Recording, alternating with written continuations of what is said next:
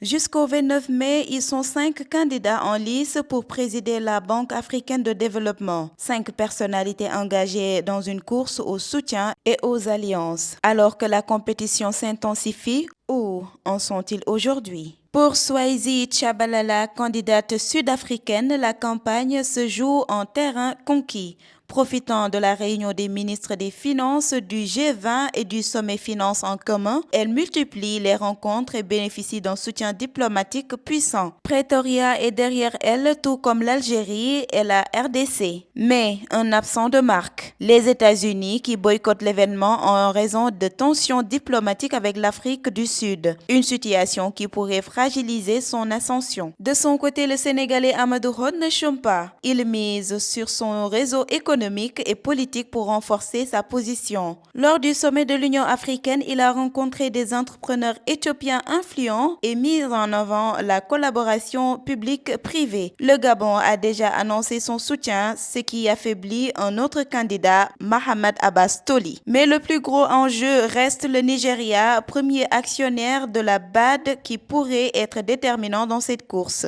Le Mauritanien Sidi Oultar a lui aussi des soutiens de poids. Après Alassane Ouattara, c'est Franny Leotier, ancienne vice-présidente de la BAD et figure respectée du monde financier, qui lui apporte son appui. Une tribune en sa faveur sera publiée prochainement. Il se présente comme l'homme expérimenté ayant déjà fait ses preuves dans plusieurs institutions bancaires. Pour le Tchadien Mahamat Abbas Toli, les choses se compliquent. S'il avait le soutien initial de la CEMAC, il a vu le Gabon lui retirer au profit d'Amadou Hod. La RDC a également choisi d'appuyer Swaizi Tshabalala. Seul, sans la confirmation de la Centrafrique et du Cameroun, son avenir dans cette course reste incertain.